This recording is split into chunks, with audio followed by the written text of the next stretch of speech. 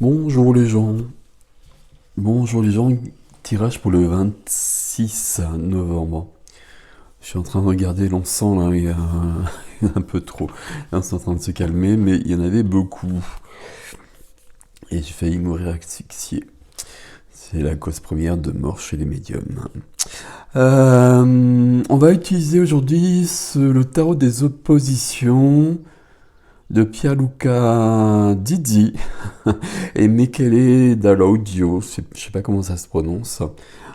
Chez Intuitif, je crois que c'est de Los Carabeos quand même. Je l'ai jamais utilisé. J'ai regardé un petit peu. J'étais convaincu quand je l'ai acheté. Quand j'ai regardé les images, j'étais moins convaincu. Eh bien, on va voir. On va voir pour ce 26.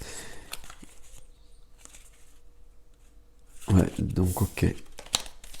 Alors.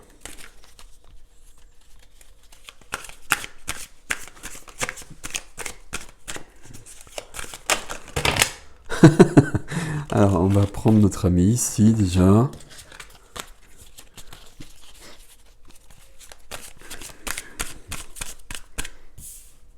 Donc, bah, je vais vous montrer les cartes après. En fait, sur chaque carte, il y a un côté lumière et un côté sombre.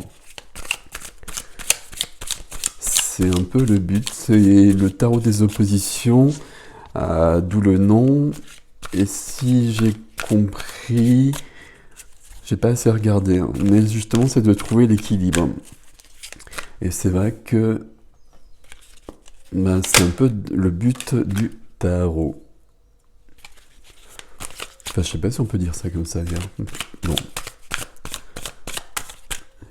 Et moi, ça m'intéresse, c'est pour ça que j'ai autant de tarot. Et puis quand on se lance dans le tarot, de toute façon, on finit tous comme ça. C'est parce que ça permet d'aller plus loin avec voilà, une idée comme ça permet de réfléchir à où on est par rapport à chaque lame.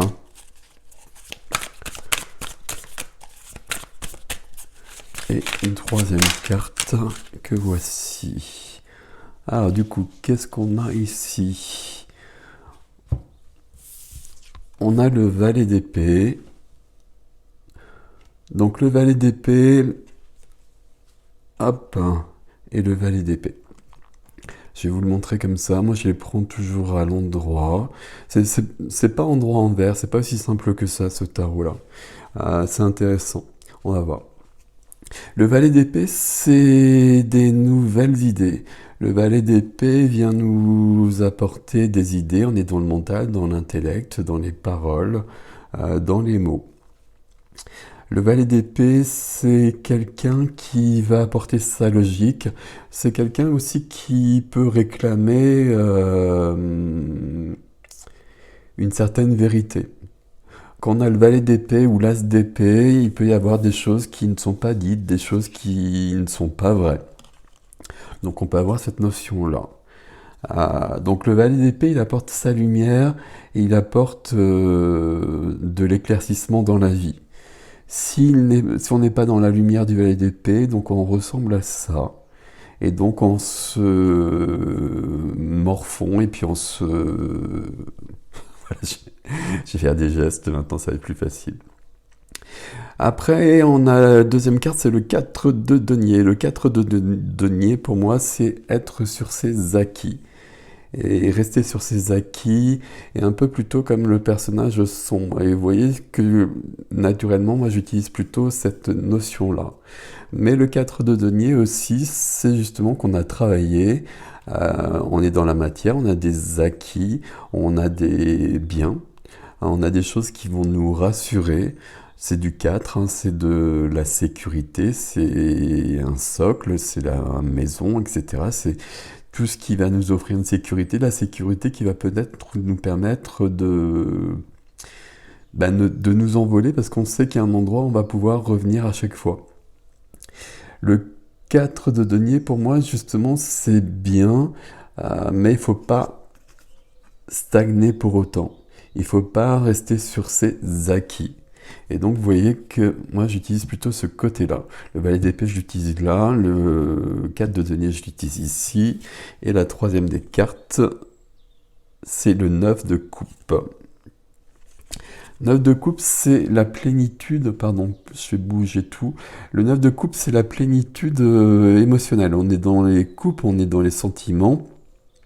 9 de coupe, c'est la plénitude émotionnelle, la complétude, la satisfaction. C'est avec cette carte où on a tendance à dire, enfin pas tendance, mais où on peut faire un vœu justement, c'est la carte des désirs qui se réalisent. 9 de coupe, ça veut dire qu'on a quand même beaucoup bossé, j'ai presque envie de dire. On a trouvé 9 coupes. Donc ça veut dire que sur notre parcours, il y a quand même pas mal de chemin de fait, il y a eu pas mal de réflexions, il y a eu pas mal de vécu probablement, avec les hauts et les bas.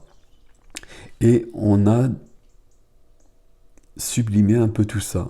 Donc là, on est vraiment dans cette notion de... d'être bien. Donc le 9 de coupe, pardon, on a toujours une femme, généralement comme ça, qui est épanouie, qui peut être... non, je vais pas en rajouter là-dessus. 9 de coupe, et si on regarde le 9 de coupe dans l'opposition, puisqu'on va rester sur ce tarot-là, mais c'est intéressant en fait, il faut que je l'étudie, parce que il y a des choses ici. Donc on voit cette même femme, mais qui va presque stagner aussi justement, qui va être dans sa vie et qui va ne plus rien chercher. Et quand on ne bouge plus dans la vie, c'est un peu qu'on est mort en fait, hein. Donc il peut y avoir cette notion-là qui se rajoute au 4 de denier, ici. Alors moi je les prends comme ça, de toute façon si je suis honnête, d'une manière naturelle, moi j'ai tendance à les prendre comme ça pour le valet d'épée, dans sa lumière. Le 4 de denier, quand il sort, pour moi ça veut dire que la personne elle doit bouger dans sa vie, qu'elle doit se dépasser, qu'elle doit aller plus loin.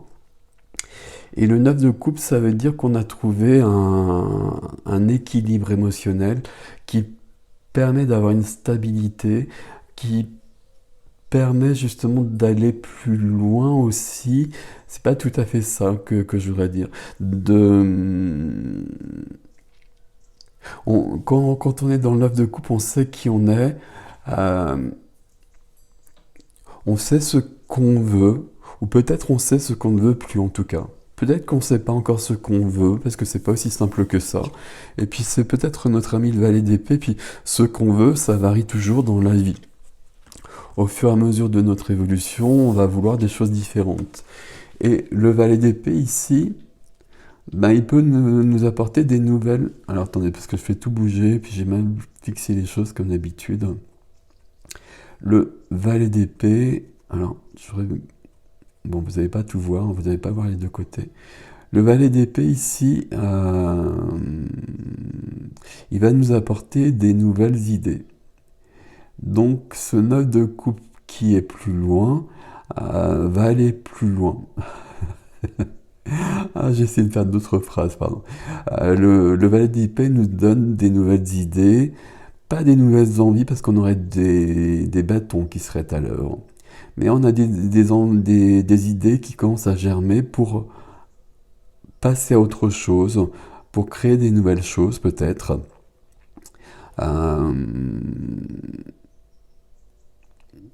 Valet d'épée, comme je l'ai dit, peut être une question d'honnêteté, de vérité, mais par rapport aux cartes qu'on a après, je pense pas ici, pas sur cette journée.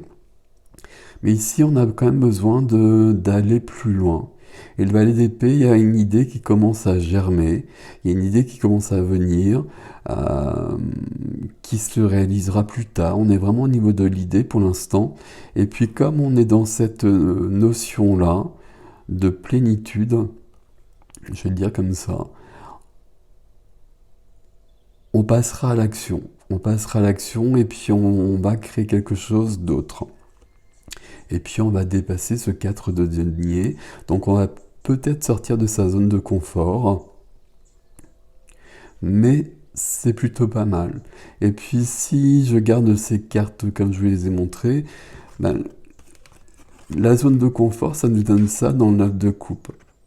C'est-à-dire que c'est une personne qui va, comment dire, euh, se flétrir, je sais pas, dépérir, enfin qui ne va plus bouger et qui à un moment donné, pardon, perdra cette plénitude acquis, qu'elle a acquise, euh, parce qu'elle demeure sur place. Voilà, voilà, voilà. J'espère que vous avez à peu près suivi, hein, parce que j'étais en train de me battre avec les cartes et puis avec ces doubles cartes du coup. Mais c'est intéressant, il va falloir que je regarde ce jeu plus en détail pour voir si je le garde. Je vais forcément le garder, mais si je l'utilise ou pas. Mais c'est intéressant en tout cas parce que ça nous met en cause, notamment par rapport à cette carte-là. C'est bien d'avoir des acquis, c'est bien d'avoir un socle, c'est bien d'avoir quelque chose sur lequel se reposer. Euh, et c'est bien justement d'avoir une base. Il ne faut pas que ça nous bloque pour avancer, mais c'est bien de l'avoir quand même. Et du coup, le 4, il peut être comme ça aussi. Il peut être comme ça, et vous voyez que s'il est comme ça, c'est très bien. Et on profite de la vie justement parce qu'on a conçu, on a créé, on a posé des jalons et qu'on va se reposer là-dessus euh, et profiter de la vie. Et peut-être ne pas avoir de projet pour un temps aussi. On n'est pas forcément obligé d'avoir des projets tout le temps. Et on a vraiment ces deux cartes-là qui se répondent à ce niveau-là, hein. Très clairement, on peut être dans sa vie ici et puis être bien. Mais il faut savoir en même temps s'écouter, puis savoir rester dans la vie. Si il y a des idées qui viennent, par exemple, des envies qui viennent, des idées, des envies, d'autres choses, et puis des événements extérieurs qui viennent changer la donne, il faut savoir sortir de cette zone, sinon on va se rabougrir. J'aime bien ce verbe en fait. Ici donc, tirage pour moi si j'avais pris que mes cartes habituelles et puis sans double jeu comme ça. Il y a une idée qui est en train de venir et qui va nous permettre qui nous demandera probablement de sortir de notre zone de confort, mais ça vaut la peine parce qu'on ira vers une plus grande complétude émotionnelle, un plus grand épanouissement, je préfère ce terme. Donc voilà mes amis pour ce 26 décembre. Donc voilà, voilà, voilà. J'ai mis tous les astros en ligne. Je ne sais pas si vous les avez vus. Vous pouvez les regarder. Et une belle journée, je vous souhaite. À bientôt.